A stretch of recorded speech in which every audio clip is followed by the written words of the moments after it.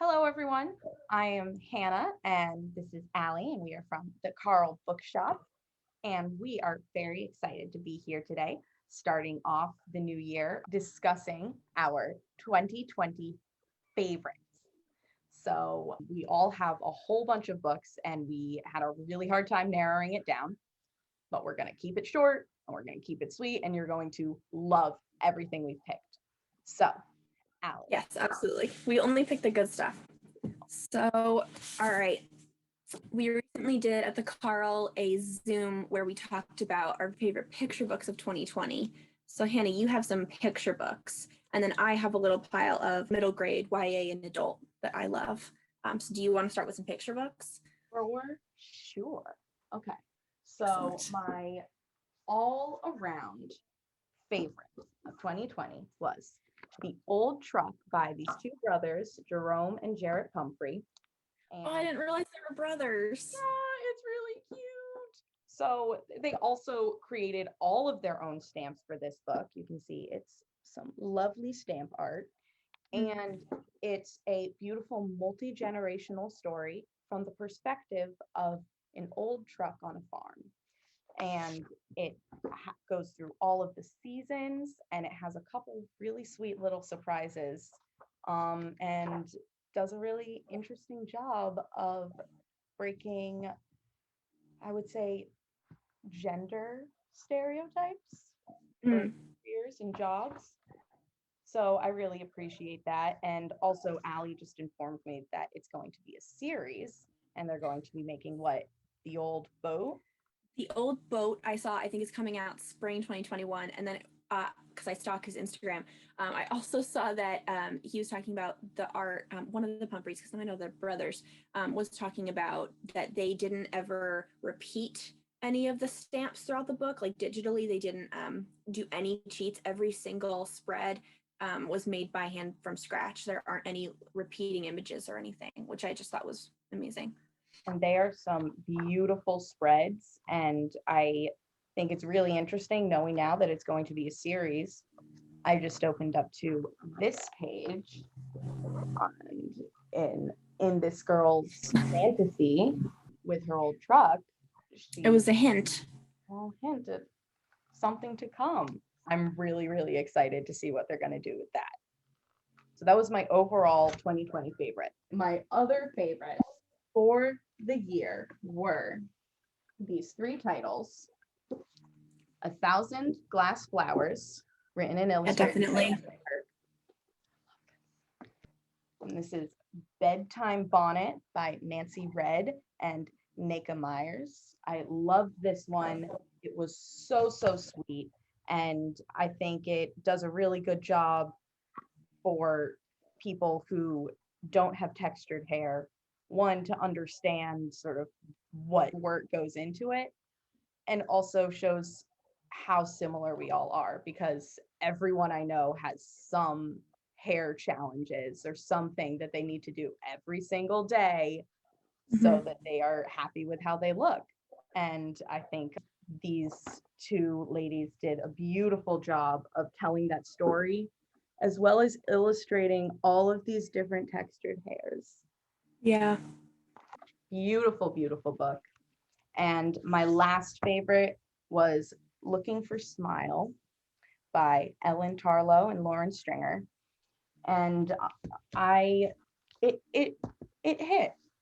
I appreciated the accessibility in this book. I really think will help younger people talk about their emotions and help them process, because we don't normally talk about such intense feelings at that age. So I really liked when that book came in, and I was like, "Ooh, what's this?" And then I read it myself, and then I gathered the other bookshop team members. I read it out loud to you guys because, oh, you have to read this right now, just because we have so many picture books about dealing with strong emotions. The Reading Library exhibition will be, the next one is going to be about strong emotions, and I'm excited for that one. And there's a lot more books I feel coming out talking about grief, which is after this last year was going to be really helpful. But this book specifically is about I read it as depression and chronic feelings of sadness when you just can't find your smile. What this book is, you're feeling sad. We don't want you to feel sad. And it's just like sometimes you just don't smile and that's okay. And then sometimes you just have to wait because pain and grief are temporary and you're going to be okay. You just have to kind of sit with your emotions and sit with people who love you. It does a really good job of challenging the idea that I definitely grew up with, that said, like, why are you upset? You don't have a reason to be depressed. And I think that's something that a lot of people internalized when we were younger. Really excited when A Thousand Glass Flowers came in because that was kind of like your book that when it came in, you're like, everyone needs to come look at this right now. I'm on a new kick that actually started last spring when we made the list of books about arts and crafts. And I realized that there weren't many books about glass blowing. So right after I said that, and I was like, this should be a genre, it should be amazing, Evan Turk came out with this, and this book is a biography about glass blowing and invention of the Rosetta bead, which if people are probably familiar with. I loved this book so much, and I have it propped open to my favorite illustration. And I think he said he did this in gouache. Wash, yeah. Yeah. Oh, look at those textures. I'm so impressed by textures in art, which you can probably tell by my choices. They're all very highly textured illustrations. So yeah, those were my favorites of 2020. Allie, what were your favorites of 2020? So I have my favorite picture book, and that took a while. As I was saying to you earlier, I feel like just because we're around picture books all day, one test for me is what picture book do I remember reading and what book did I buy and bring home? And that was this one, Our Little Kitchen, which was another one that I freaked out when I opened the box from the distributor and was like, oh my God, it's here. Because I followed Jillian Tamaki on Instagram, as you all should. And she was sharing the process of making the illustrations. It's like, oh, that's so cool, just because everybody's body shape and their personalities and their voices are so distinct. It's just such a wonderful book. And you don't know the ending of the book until the book came out, and then you reach the end. It was wonderful. So it's a story, first of all, the end papers. In the bookshop, we have a thing where our favorite end papers are always, we say the best end papers are the ones that could be a fabric. So these I just felt were wonderful. And Jillian Tamaki is also a graphic novelist. And so just become an expert of the chat bubble and what you can do with it. So you can see her influence of graphic novels and panels, but also her skill of that she doesn't have to stay in the panels, that she can manipulate space and you feel like you're there and you know what's happening. And so it's every Wednesday we come together in this little kitchen, our little kitchen, a tiny small space. It's just big enough so squeeze in and make space. And it's all these people, and this is my favorite illustration of the hello, just because that looks like all of my friends. That looks like people I know. It looks like people I love. And then I don't know if you've read the graphic novel Bloom, which was also something that I don't know if it was published in 2020, but that was something I read over the summer that I loved, that also just plays with florals and flowers, and that flowers don't really have their own rules. The vegetables and the food just grow where they want to grow. And this just comes into spreads like this where you don't need to, the gutter, who cares? Gutter, I don't know her. And it's so beautiful and wonderful. And the food and the vegetables and the people it's just excellent. And the representation of all of different cultures and body shapes. Yeah, sometimes you read a book and someone will say, oh, it's so diverse. And then you open it and you're like, okay, there's maybe 2 people who don't look like me or you, but that's really it. But these, they play with age, body type, hair type, skin color, clothing, just everything. And everybody's important and everybody matters. And then you'll have to find out why they're cooking in their little kitchen when you buy it, because it's just wonderful. But that was my favorite picture book. And then I know you, and then I definitely wanted to focus on, I think YA middle grade novels are what we get the most requests for in the shop. I think when people come in for picture books, they want to browse on their own and they kind of know what they're coming in for. But with graphic novels, middle grade and YA, that's what I think you and I get the most questions about, of what are you reading or what did you enjoy? I always ask Allie for graphic novel recommendations because this was actually the first graphic novel that I read on of my own volition. So since then, I've just been badgering Allie constantly for all of her favorite graphic novels, and every one of them has been amazing. I know you read so many this year. The big thing I was proud of myself in 2020 was that I surpassed my Goodreads reading goal twice, which was amazing. And a lot of that was due to graphic novels, just because I found it very hard to sit and concentrate in the last year with everything going on. So graphic novels were great just because I'm so much of a visual person. I think another one of the questions we get in the shop a lot is people gravitating towards graphic novels because they don't think the child likes to read, or they're wondering why the person they're buying for requested a graphic novel, or they think the graphic novel is in some way lesser literature because of what they've heard or been told. But then we get the kids coming in and they know all their favorite authors and they're so excited. And I've had kids sell me graphic novels like, have you read this? It's amazing. You can do things in graphic novel that you can't do in any other medium. And it's not that there is less text, but everybody learns differently and everyone takes in information differently. And you have to be able to communicate your ideas in a certain way to be even able to accomplish a graphic novel. My favorite one, because I don't have the graphic novel in my pile, but since you asked me, my favorite one would be Flamer by Mike Curato. Debut graphic novel. It's just amazing. I've read it, I think, 3 or 4 times. It's another one where every time you read it, you notice something differently, just because there's so many different emotions processed in the book. Mike came for the graphic novel event in November with QQ Hughes and the authors of The Daughters of East, which is also lovely. And Mike was saying that it's not, the story isn't autobiographical, but the feelings in the story are autobiographical. So it's about a young boy, Aiden Navarro, who is at Boy Scout camp and at the same time is discovering his own sexuality. All the boys there are discovering their own sexuality and they're all expressing it differently. And Aiden, because he's gay, isn't sure he can or how to express his own sexuality. And the art is all black and white, but then very carefully and systematically, Mike Curato plays with oranges and reds for things that are very important or that are going to come back later. And I can't show the ending just because when you read it, your emotions are building and building, and you're connecting so much with this character and all of his friends that by the time the climax of the book comes around and you get that imagery, again, things that you can't do in a middle grade novel or even sometimes picture books, to just show what this character comes to know and comes to be is just amazing. And for any like nerds, it's a super nerdy book. Like if you're a Marvel Comics fan or DC Comics fan, you understand all the references. So for kids who really like comics and are getting more into graphic novels because they are different, Flamer's fantastic. Again, I've read it 4 times.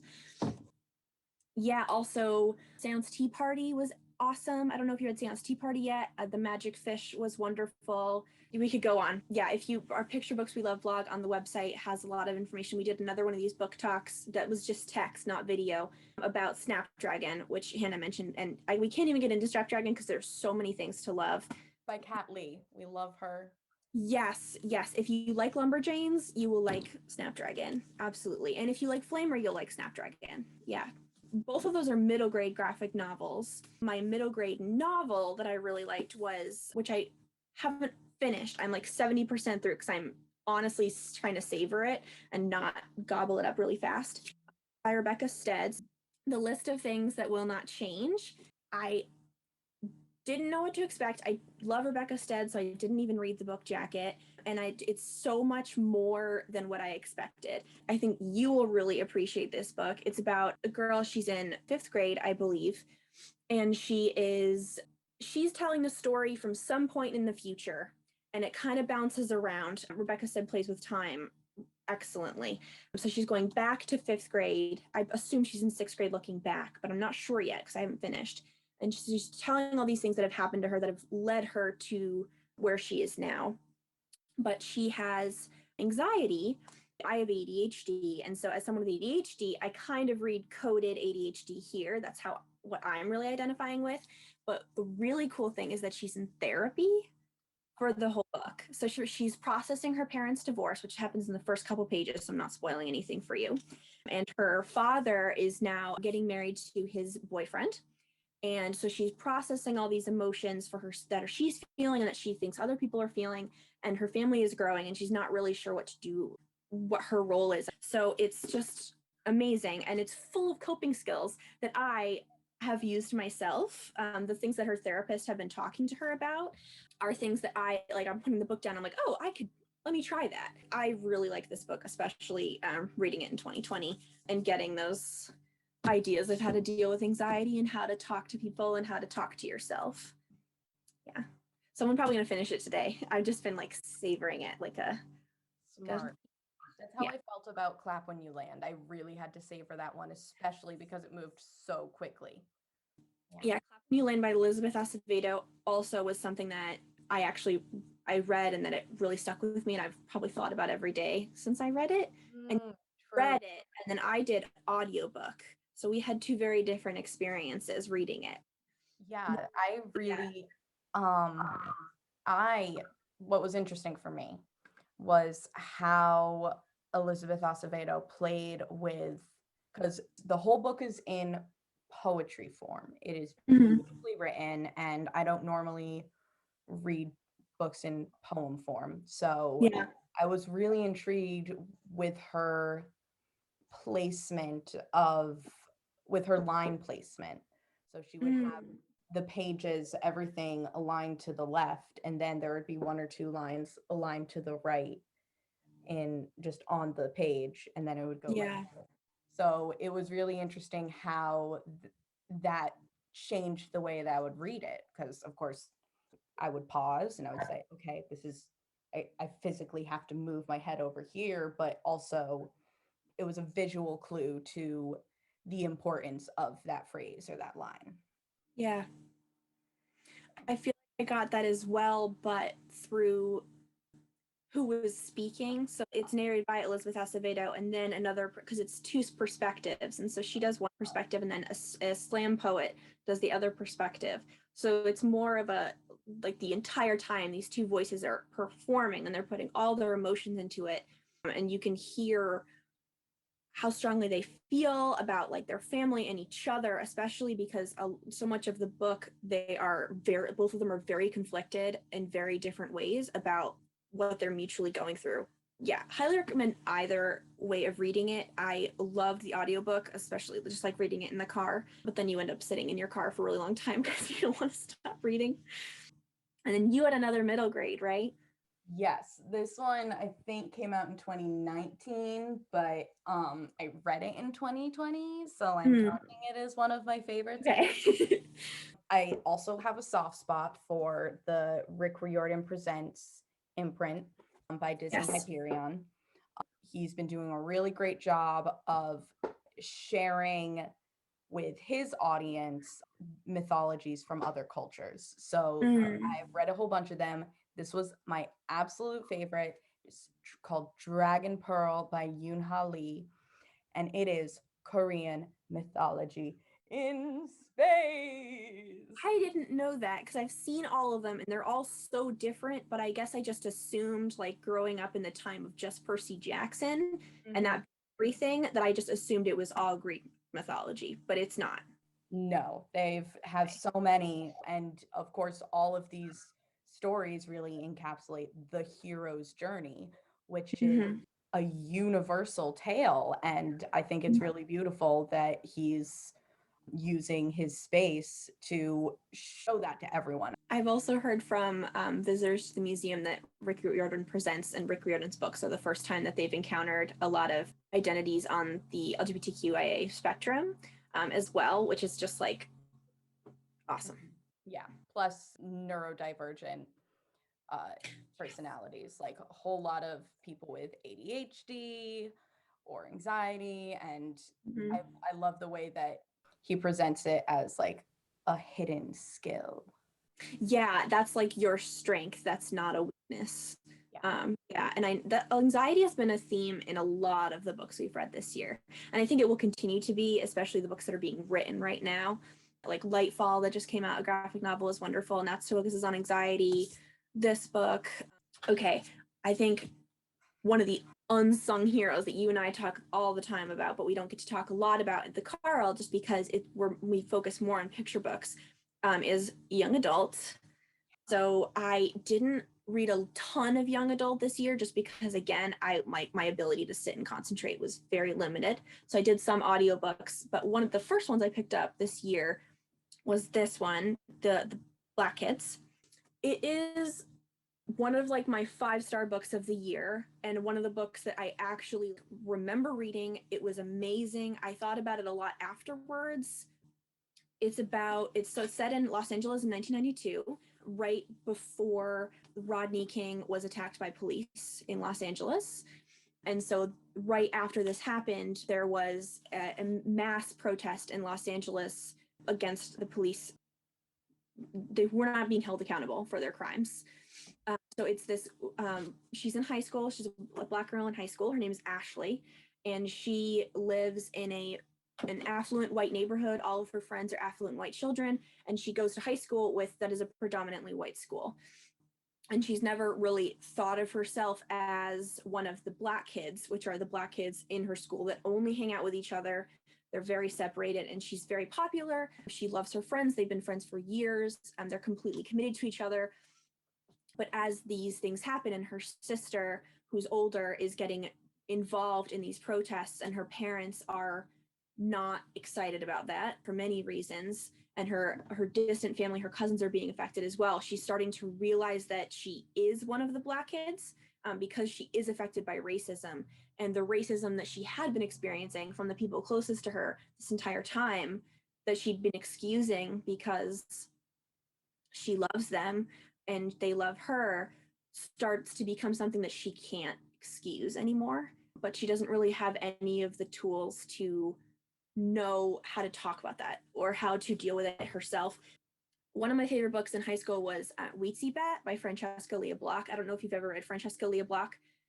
She is a writer that just, her descriptions are so rich, and she writes specifically about Los Angeles, California. And so this reminded me a lot of that, just because what most affected me of this book was the descriptions, because everything, you can smell it. Like you can smell the food and the salt air and the suntan lotion. And when she jumps in the pool on a hot day and you're like, oh, I can feel that. For an instance, on page 12, growing older with other people means stretching and growing and shrinking in all the right or wrong places, so that sometimes you look at your friend's face and it's like a funhouse mirror reflection of what it used to be. And it's, the entire book is like that. And it's especially when she's describing California and how much she loves it. And it's just wonderful and amazing. It's definitely, as we're all thinking about summer reads already and being at the beach or being outside, this is an excellent one to just read on your porch in the sun. It's just awesome. Reading it in 2020, after protests had begun to seek justice for George Floyd and so many other people's murdered by police, it was an interesting perspective, just because a lot of things she's asking herself is like, why did this happen, and how did we get here, and how did I get here? And we're 1992.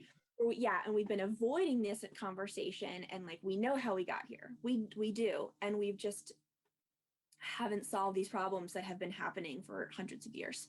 That segues perfectly into another one of my favorite YAs for the year, called This Book is Antiracist by Tiffany Jewell and Arella Durand.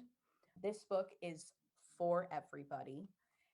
I think it's a great introduction for young adults or adults that are just coming to the table. It does a very beautiful job of starting with yourself and doing a whole lot of personal identity reflection.